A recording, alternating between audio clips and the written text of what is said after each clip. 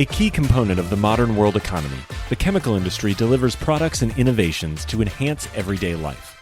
It is also an industry in transformation, where chemical executives and workers are delivering growth and industry-changing advancements while responding to pressures from investors, regulators, and public opinion.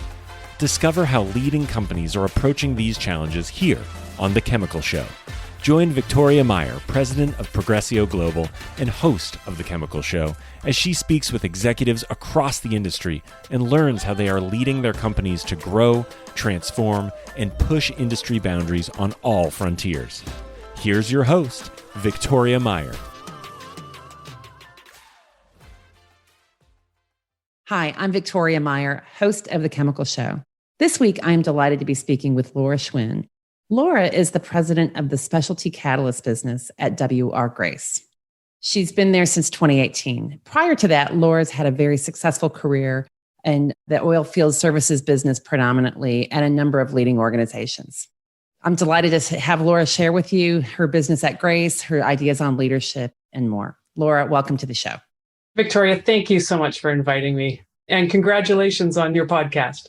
Thank you. I appreciate that. So first things first, the most exciting news of the day we're not going to be able to talk about, which is Grace recently entered an agreement to be acquired by Standard Industries.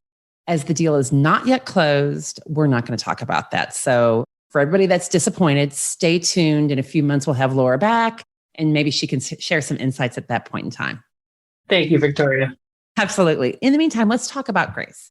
It is a 100-plus-year-old company that has been through a number of transformations over that history. How would you describe Grace today? Grace is a focused company that is actually a pleasure to work for, I guess. Grace went through a pretty major transformation, going from being a holding company. We had a cruise line at one time. We had animal husbandry. And as we evolved over those 135-ish years, focused on chemistry, on refining technologies, material technologies, and specialty catalyst, and really put together a strategy and a focus to be able to deliver to our customers. After we spun out, I think it's about 7 years ago now, spun out the construction business, we really became a pure play business, I guess you could say. And the leadership that we've had, and still, the leadership that we have has just been fantastic, and a growth company that has a lot of potential in the future. Awesome. Well, and obviously some other companies think so as well. So, you've been there with Grace now for 2 years. And I think always when you come into a leadership role, there's an opportunity to really leave your mark. So what strategic pivots have you led Grace and maybe the specialty catalyst business through since you've been there? Starting in about 2013, Grace started to make some acquisitions. And over the course of 2013 to 2018, made acquisitions totaling about $1.2 billion. We were doing well, reporting good profitability and good growth. So when I came in, what I have done historically has been come into businesses that are performing well and have them have that breakthrough. And so there's a playbook that I've used at least 2 times before in my recent past that is the same and that I'm applying at Grace. First and foremost, figure out what you're really good at. And the team that I have at Grace knows what we're good at. But what we didn't have was a team that was really working well together. We have a licensing business that was almost pushed off to the side, and we didn't think about that 40-year relationship that we have with our customers.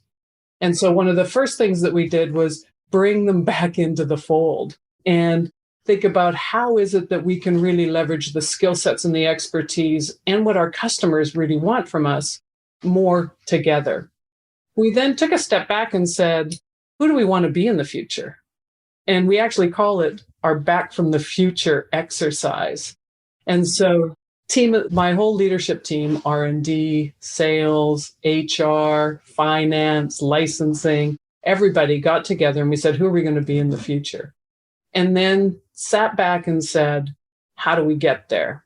Because often you can have a strategy, you can have a vision, but if you're not thinking about what is it that you need to do every single day to deliver it, you're not going to make the progress that you need. Absolutely. And so I think really the job of any leader is to make sure that you're getting the best out of the people and the skill set that you have. And I was fortunate in coming in to lead a team that really strong competencies, technical knowledge, and just needed to figure out how they could understand their interdependencies and then deliver that value back to our customers, and that we could benefit from that value as well. So it's been a lot of work, a lot of change, doing what you said you were going to do, hold people accountable. And that's really been what we've been focused on over the course of the last 2 years. Interesting. That's awesome. So from an external point of view, what would people maybe recognize as some of those changes, if anything? Yeah, I think that there's a couple that come to mind right away.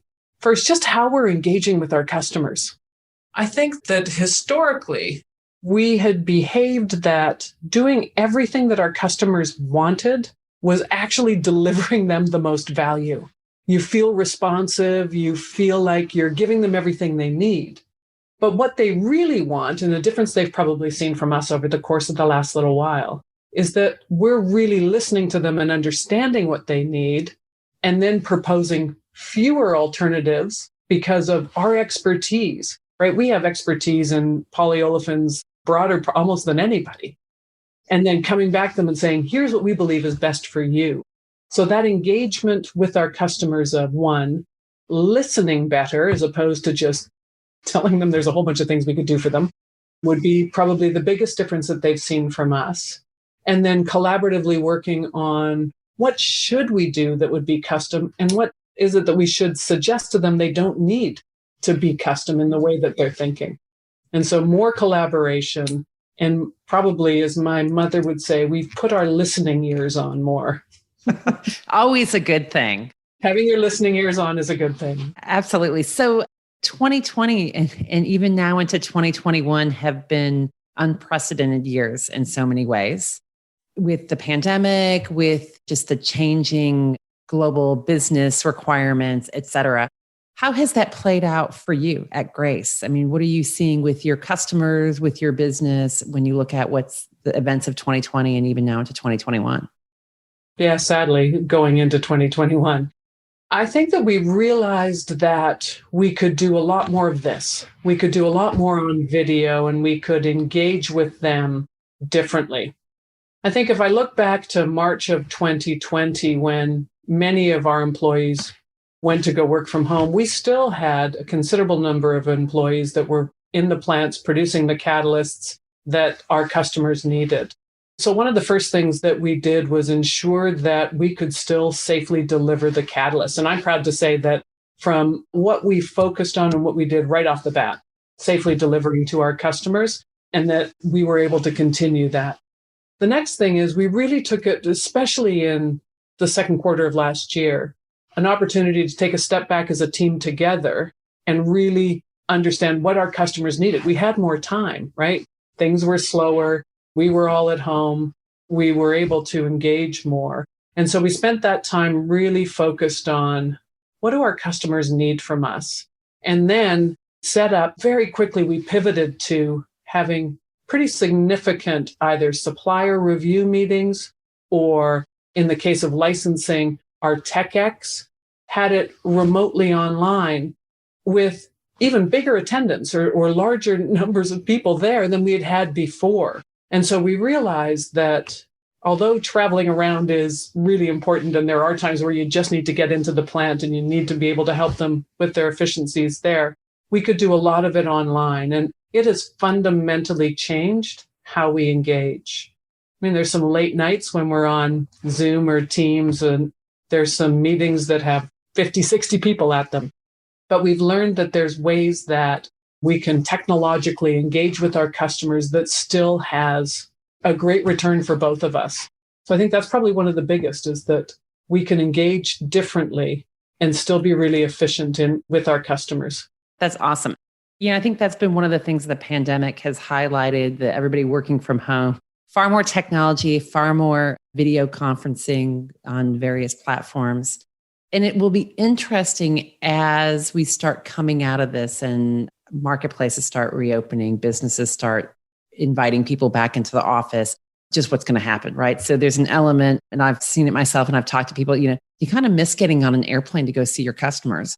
On the other hand, through the wonders of the technology we have today, you can still see your customers, maybe not sharing a meal with them, but certainly sharing a conversation and getting that engagement. So I think it's going to be interesting to see what we take out of it going forward when we get back to normal, whatever normal is. Yes, whatever normal is. Our technical teams have done trials on video with technology experts in the office and somebody with a phone and a camera in the plant helping out. We would have never thought that we could have done that before. Would never have considered it. No. Awesome. So there's a lot of different things going on in the chemical industry. And, when we look at some of the key trends in the industry in 21, it's things like digitalization, sustainability, geopolitics. What do you see as the most significant for Grace, and how you're responding to those trends and how they affect your markets and customers?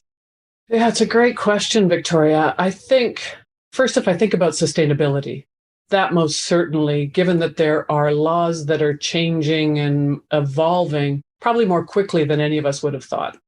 And so we are engaging more directly with our customers, whether it's on the circular economy, on recyclability, on ingredients that go, our catalysts going into any resin. What are the drivers that have changed, and how do we need to be able to address that for our customers?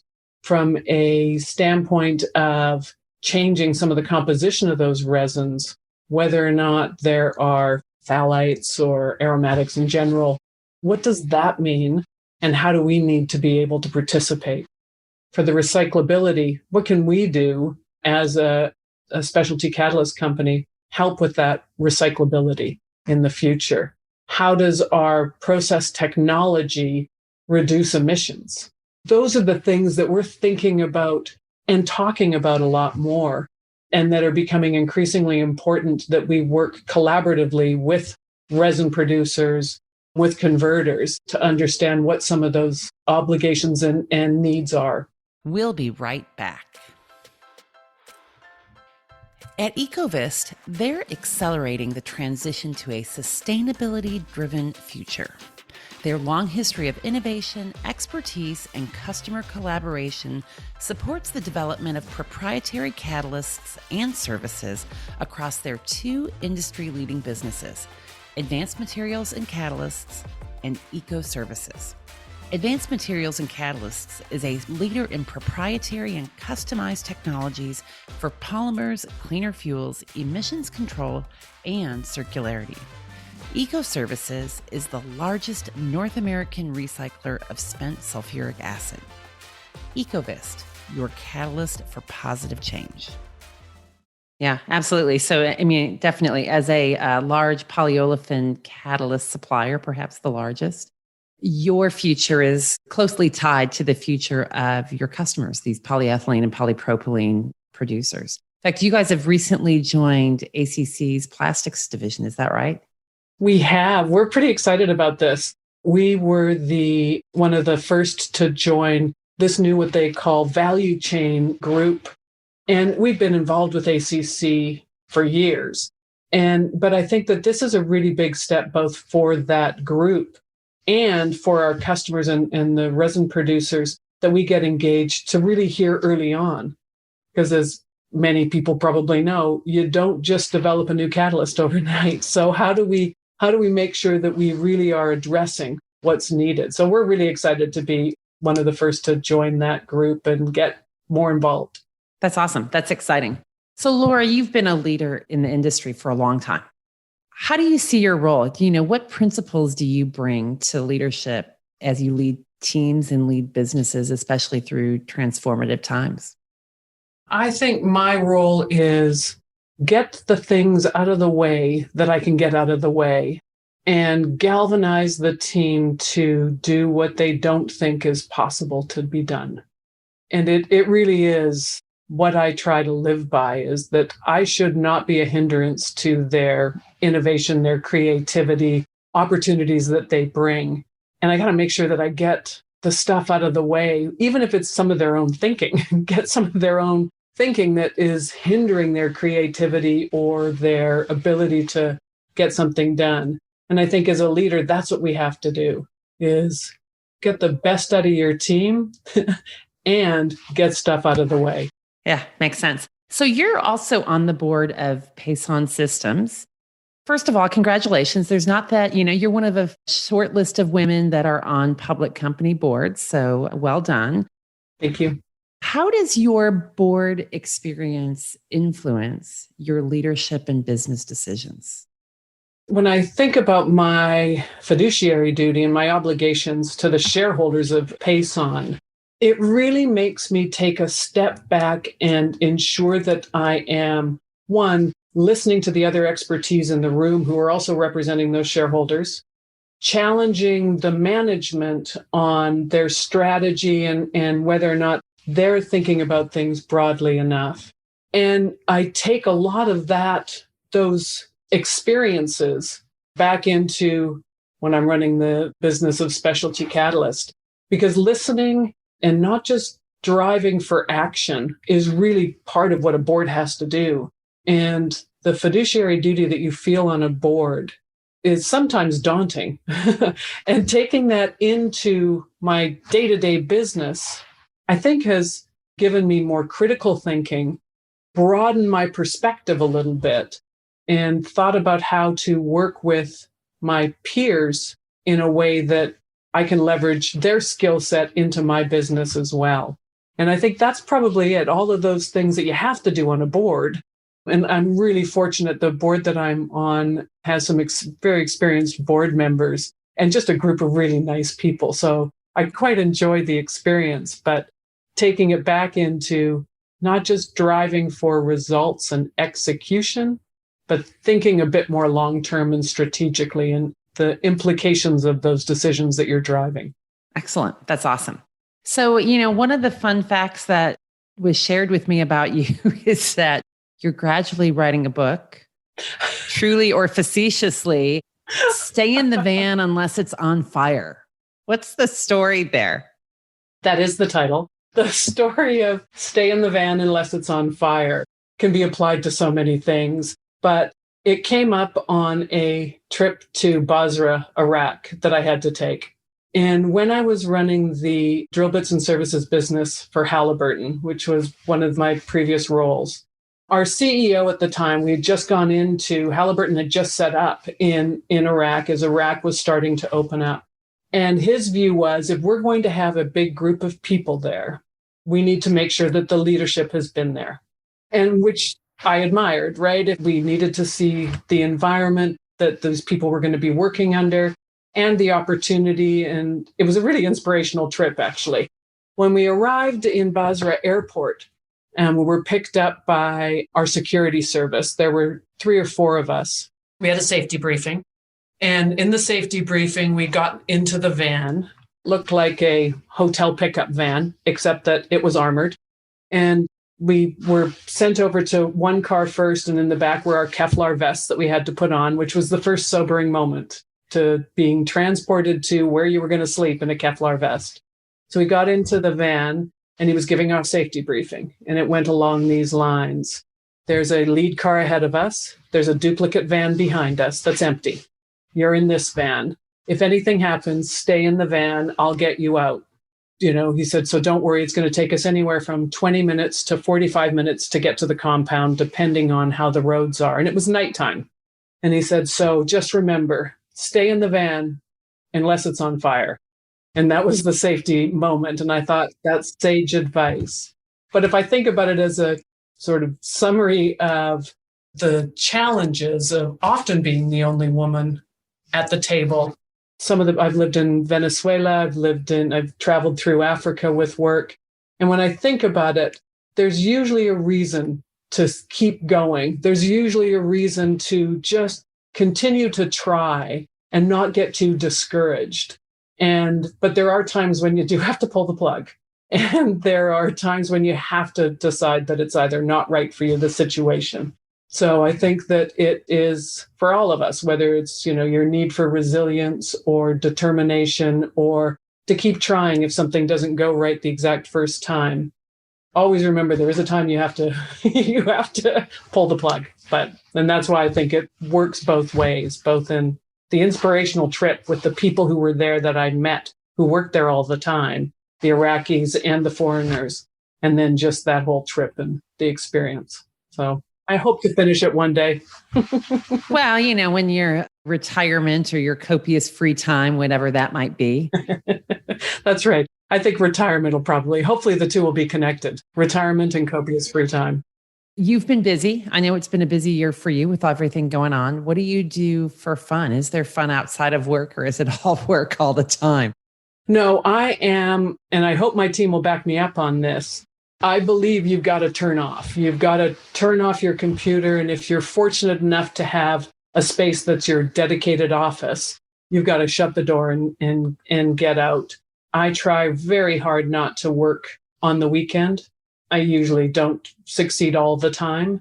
I try not to be on my phone and my email at night, because if people see that from me, they're going to think that that's what's expected. Absolutely.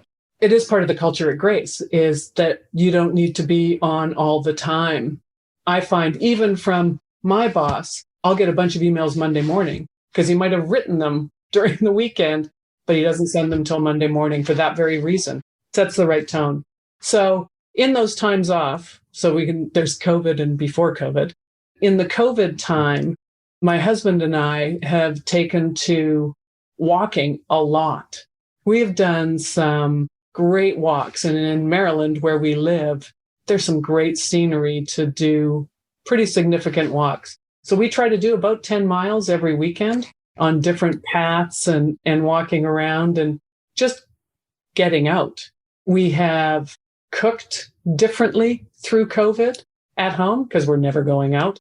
And so those things have been really fun. Separate and apart, James and I love to travel. Even with all the travel I do from work, we love to travel.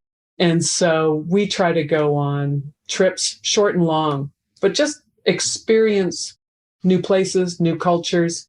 And being fairly new to the Northeast, I've really enjoyed. There's a bunch of stuff you can do up here that's historic as well. So just getting out, spending time with my husband. My whole family's up in Canada, so I haven't seen them for a while. So that'll probably be one of the first things I do once we can travel a little more freely. Yeah, I think that's the thing that most people have said, is that they are just looking forward to the travel. Even as a frequent business traveler, at some point you feel like, my gosh, it's such a grind. But all of a sudden you're like, boy, I haven't left. And I'd really like to get on an airplane and use my passport and, see a different place. So we'll get there eventually. I know I have to find my passport. I'm hoping I can still find it. It's been so long. Absolutely. Laura, this has been great. I really appreciate you taking the time to speak with us today. If people want to find you, how can they get in connection with you or with Grace? A couple of different ways. On our website, there's ways to get in touch with our brand new website, actually, that we just launched, that you can find out any additional information on any of our particular products. And then happy to take any questions or calls on my email at Grace, which is laura.schwinn@grace.com. Fabulous. Thank you, Laura. Thanks for joining The Chemical Show. Thanks, Victoria. It's great being here. Cheers. We've come to the end of today's podcast. We hope you enjoyed your time with us and want to learn more. Simply visit thechemicalshow.com for additional information and helpful resources. Join us again next time here on The Chemical Show with Victoria Meyer.